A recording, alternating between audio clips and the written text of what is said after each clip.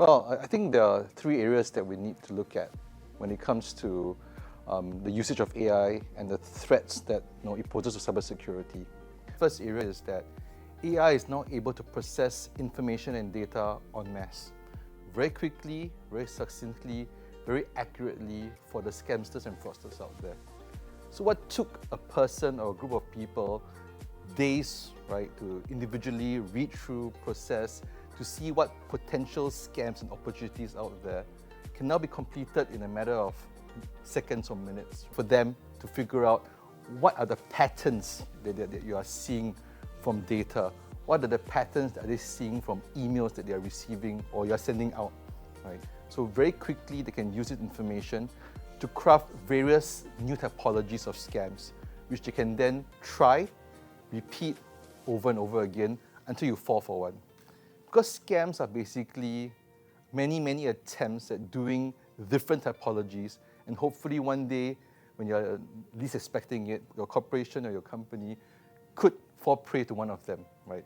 It's never a single thing. It's always trying different areas, with different information, and with AI and Gen AI, it allows them to process information a lot faster and to then try different things. Secondly, around the areas of deepfakes using Gen AI. For example, there was a case in Hong Kong where an accounts clerk was invited to a video call, right, with his CEO, CFO, and his other teammates. And he went into this call, right, thinking that, yeah, he's having a call with his CEO, right, and he didn't know they were all deep fakes, right, of all the people that they were speaking to him. And as a result, it's well publicized. He made a 25 million Hong Kong dollar transfer out of the company. So the ability to then figure out what's real and what's not real in a digital engagement space, right, whether it's through a video chat, right, or through a phone call, is going to become harder and harder, right? So this is something which Gen AI, right, has enabled the fraudsters to do very well. Lastly, while it's still in development, the whole thing around quantum computing and the development of how it possibly could crack our encryption models today. We do see the speed of being able to process encrypted information will eventually be so quick and so fast that our current encryption standards today will not hold up, right, to what the quantum computing chip can do. So it's areas where companies are worried about, where the banks are worried about, right? That's something that we need to look out for, right? Which AI and quantum computing together can result in. So these are the three areas which AI has generated more concerns around cybersecurity that we need to look out for. Well, the first example I've already mentioned. It could lead to significant financial losses for the company, right? So a $25 million loss for any company, right, is huge, right, regardless of the currency it's in. So I think these are some things companies need to take note of, and it's a real problem. I think the second would be around the erosion of trust, right, both from within the company level and with clients. Within the company, the question is, how do I know what calls are coming in are actually from my colleagues or from my CEO or from my CFO? How much more processes and checks, right, do I need to basically put in place to validate that the call or an email I received is real? So the company processing time, right, for a singular process or transaction that may have been much shorter in the pre-AI world, right, could now result in a lot more time taken, right? So whether the company is as efficient, right, in doing business in the future is questionable. The erosion of trust, of course, with clients outside, right? If you're a company that has been hit by a cybersecurity incident and it's been reported widely, right? So how much more longer will it take you to actually regain that trust that you've built, right, with your clientele? Right? If you have been compromised, if they have been compromised because of what you've done, right? And I think those are the potential impacts that a company would face. The investment into cybersecurity protection measures has significantly risen, right, from companies throughout. I don't have industry numbers, but I do know from speaking to people and from surveys, right, that cybersecurity is one of the key concerns now, and companies are investing heavily to combat this. Secondly, I do know that a lot of companies are relooking their processes, right? Relooking how they interact with each other, right, in a digital space, to understand how do they implement these cybersecurity protection measures, right, safely, so that the current processes can run smoothly. Lastly, a lot of the way that we communicate, right, and a lot of the way that we interact with each other, I think today is undergoing a lot of scrutiny and evaluation. How do you actually implement policies to control this? And then what are the monitoring measures in place, right? If someone does breach the policy, right, that results in risk for the company. So these are some of the things that I've seen, right, companies actually put in place to combat cybersecurity, right, or cybersecurity threats as a whole.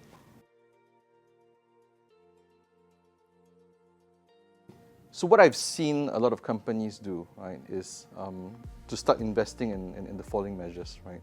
I think firstly, of course, there's not only for the companies, but a lot of regulators are looking to implement how you protect data, right, within the corporation. And they implement fines if you do not take care of your data properly. So a lot of encryption policies are now in place. A lot of what you can and cannot do, where you can store data are in place. What you can and cannot collect from customers are also in place, right? So some of these are the things which what companies, based on what the government is basically pushing, are doing to protect data. Because if data leaks and the fraudsters get hold of it, they can use it, right, to conduct a variety of scams, right? So to social engineer you, right, to fool you into thinking someone that they're not, right? So these are things which, because of data leakage, companies now put in place a lot of protection around it. Secondly, I do think that the rules of engagement on how you use social media, right, have changed quite significantly.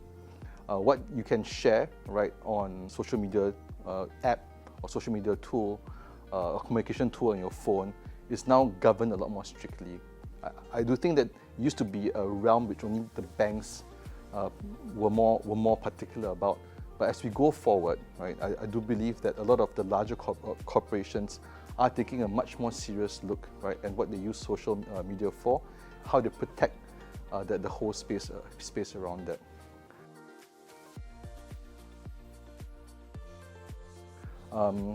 Lastly, there are a lot of, I think, engagement now, right, with security agencies, right, to come in, really run penetration tests on their processes. How are the systems secured, right?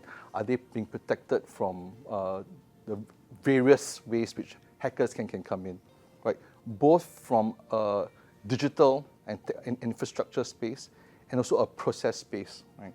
So I do think the companies now are really looking at the way they allow a beneficiary to be added into their accounts payables list, right? How do they process it when employee requests for a change in the salary accounts? Because these are the ways that I've seen that the scamsters, fraudsters fish the information, send it to the company, and then basically result in losses.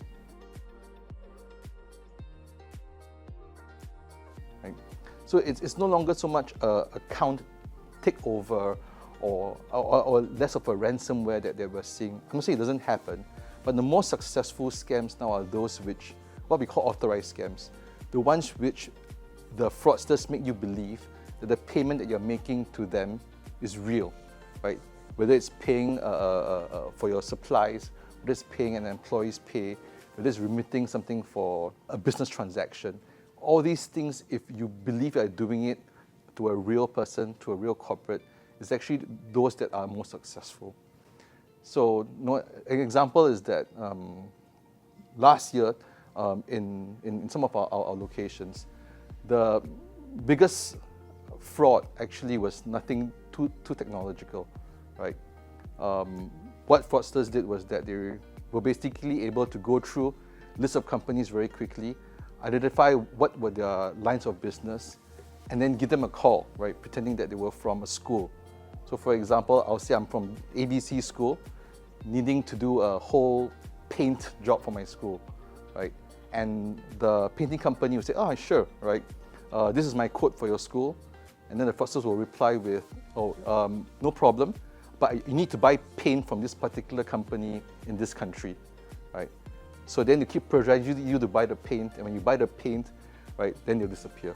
Then this same MO is basically repeated, right, across all the different industries. So there's a painting company, there's a furniture company, there's a bicycle company. So it's just different requests at different times, but the MO is the same. They know what you're selling, they know what service you're offering, right?